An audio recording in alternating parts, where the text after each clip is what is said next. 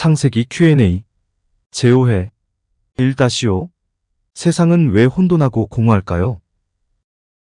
성경을 비판하는 사람들이 아주 많습니다.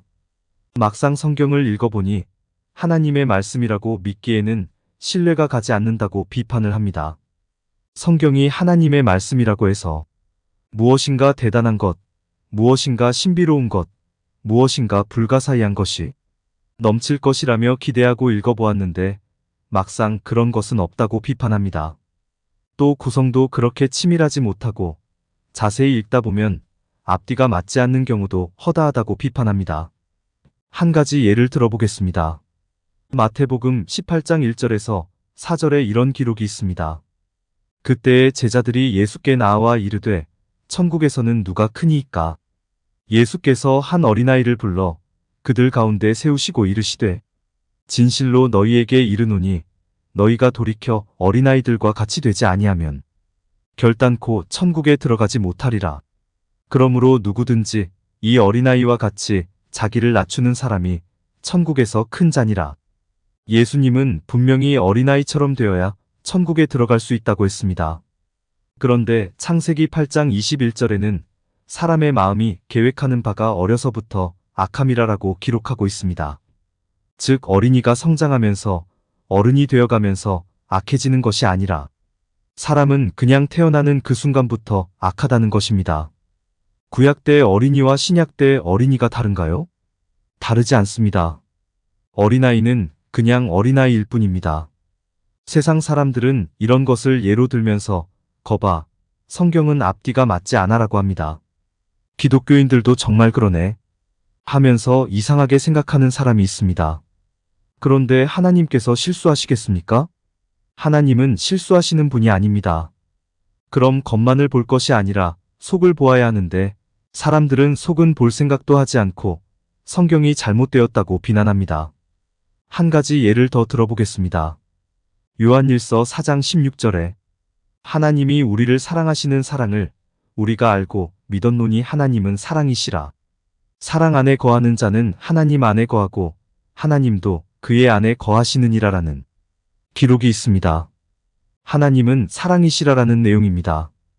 교회에서 사용하는 전도지 표지의 대부분도 하나님은 사랑이시라 혹은 하나님은 당신을 사랑하십니다입니다. 그런데 마태복음 10장 34절부터 39절에는 이런 기록이 있습니다. 내가 세상에 화평을 주러 온 줄로 생각하지 말라.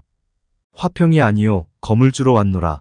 내가 온 것은 사람이 그 아버지와 딸이 어머니와 며느리가 시어머니와 불화하게 하려 함이니 사람의 원수가 자기 집안 식구리라. 아버지나 어머니를 나보다 더 사랑하는 자는 내게 합당하지 아니하고 아들이나 딸을 나보다 더 사랑하는 자도 내게 합당하지 아니하며 또 자기 십자가를 지고 나를 따르지 않는 자도 내게 합당하지 아니하니라. 자기 목숨을 얻는 자는 잃을 것이요 나를 위하여 자기 목숨을 잃는 자는 얻으리라.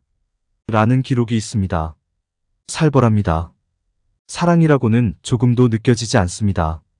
오히려 예수님이 두려워지기까지 합니다. 요한은 하나님은 사랑이시라라고 하였는데 예수님은 나는 세상에 검을 주러 왔노라라고 하십니다. 도대체 어떻게 해야 할지 참으로 난감합니다. 세상 사람들이 성경을 가지고 그거 봐, 성경은 뒤죽박죽이잖아. 여기서 하는 말 다르고 저기서 하는 말 다르고 도대체 어떤 장단에 맞추라는 거야? 라며 비난해도 뭐라고 할 말이 없습니다. 그럴 때 기독교인들이 잘하는 말이 있습니다. 그 말은 그냥 믿어. 일단 한번 믿어봐. 믿다 보면 언제가 그 뜻이 전해질 거야. 라는 말입니다. 믿어져야 믿는 것이지 믿으려고 노력해서 믿어지는 것이 아닙니다. 기독교는 내가 노력해서 내가 결단해서 믿는 것이 아니라 하나님의 은혜가 내게 임할 때 내가 나도 모르게 믿게 되는 것입니다. 어느 날부터 하나님의 말씀이 내게 믿어진다는 것입니다. 어느 날부터 하나님의 말씀이 내게 감동으로 다가오게 된다는 것입니다. 어느 날부터 하나님의 말씀이 나도 모르게 나의 삶을 변화시키고 있다는 것입니다. 그것이 내게 믿음이 생겼다는 증거입니다. 일단 믿어. 무조건 믿어. 이런 말이 기독교에서 영원히 사라지길 간절히 바랍니다. 지금까지 내용의 충돌로 인하여 벌어지는 성경에 대한 오해를 살펴보았습니다. 그런데 성경에 대한 오해는 내용의 충돌뿐만 아니라 구성과 형식, 때로는 문법적인 요인으로 인해서도 많은 오해가 발생합니다. 창세기 1장 2절, 땅이 혼돈하고 공허하며라는 기록이 있습니다. 이 구절도 성경이 하나님의 말씀을 기록한 책이라면 완벽해야지라고 주장하는 사람들에게 많이 지적받는 구절입니다. 그들의 주장에 따르면 땅은 창세기 1장 9절로 10절에 가서야 만들어졌다는 것입니다. 즉 하나님이 이르시되 천하의 물이 한 곳으로 모이고 묻이 드러나라 하시니 그대로 되니라. 하나님이 묻을 땅이라 부르시고 모인 물을 바다라 부르시니 하나님이 보시기에 좋았더라라고 기록된 창세기 1장 9절로 10절에 가서야 땅이 만들어졌다는 것입니다. 그런데 창세기 1장 2절에 땅이 혼돈하고 공허하며에서 땅이 나옵니다. 그러면 이 땅은 무슨 땅이냐? 라는 것입니다. 성경이 앞뒤가 맞지 않는다고 주장합니다. 이런 성경이 과연 하나님의 책이냐? 라고 주장합니다. 맞습니다.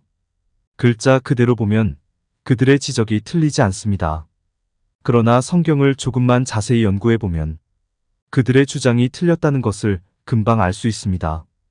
창세기 1장 2절의 땅은 지금 우리가 딛고 있는 땅이 아닙니다. 우리가 딛고 있는 땅, 우리가 살고 있는 땅은 창세기 1장 9절로 10절에 가서야 만들어지는 건 맞습니다.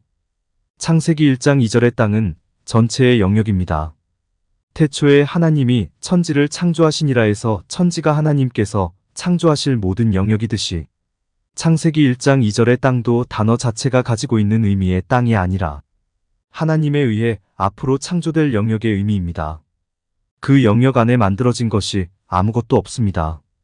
아직 아무것도 만들어지지 않았기 때문에 땅이 혼돈하고 공허한 것입니다. 너무나 당연한 말입니다. 결코 성경이 앞뒤가 맞지 않는 것이 아닙니다. 땅이 혼돈하고 공허합니다. 그래서 하나님이 일하시는 것입니다. 하나님께서 최종적으로 사람을 창조하실 터인데 그 사람이 살 곳이 혼돈하고 공허하면 되겠습니까? 안 되겠습니까? 안 됩니다. 그래서 하나님께서 하나씩 또 하나씩 일을 해나가시는 것입니다. 그렇게 첫 번째 날에 빛을 만드십니다. 그 기록이 창세기 1장 3절 빛이 있으라 하시니 빛이 있었고라는 기록입니다. 그런데 이 기록이 우리를 또 매우 혼란스럽게 합니다. 왜냐하면 우리가 일반적으로 생각하는 빛은 어둡지 않도록 비추는 빛, 즉 햇빛이나 달빛이나 별빛을 떠올리는데 그 빛은 넷째 날에 만들어지기 때문입니다. 그 기록이 창세기 1장 16절 하나님이 두 큰 광명체를 만드사라는 기록입니다. 그렇다면 창세기 1장 3절의 빛은 무슨 빛일까요? 해도 없고 달도 없고 별도 없고 성냥도 없고 전기도 없는데 도대체 이 빛은 무슨 빛일까요? 정답을 말씀드리면 이 빛은 하나님의 심정과 마음입니다. 이 빛은 하나님의 성품과 속성입니다. 이 빛은 하나님의 가치와 원리입니다. 앞으로 창조될 모든 피조물, 특히 하나님의 창조 사역의 궁극적 목적이었던 사람에게 알려줄 하나님의 심정과 마음, 하나님의 성품과 속성, 하나님의 가치와 원리가 가장 먼저 만들어지는 것입니다. 아니, 이런 것들은 이미 하나님 안에 있었기 때문에 만들어진다는 표현보다는 모든 피조물이 하나님을 알 수 있도록 하나님께서 하나님의 심정과 마음, 하나님의 성품과 속성, 하나님의 가치와 원리를 나타내셨다는 표현이 맞을 것입니다. 그것이 창세기 1장 3절 빛이 있으라 하시니 빛이 있었고입니다. 하나님께서 드디어 하나님을 나타내기 시작하신 것입니다. 하나님께서 하나님이 기준 되심을 선포하신 것입니다. 빛이 있음으로 해서 비로소 혼돈과 공허가 사라지는 것입니다. 명확한 기준이 제시됨으로써 혼돈과 공허가 사라지는 것입니다. 즉 하나님이 계시지 않으면 혼돈과 공허가 지배하는 것이며 하나님이 계시면 질서와 풍성함이 보장되는 것입니다. 공감이 되었다면 구독과 좋아요, 알림 설정 부탁드립니다. 하나님의 말씀을 바르게 전하는데 큰 도움이 될 것입니다. 평등하고 공정하며 정의롭고 행복한 세상을 이루는데 큰 도움이 될 것입니다.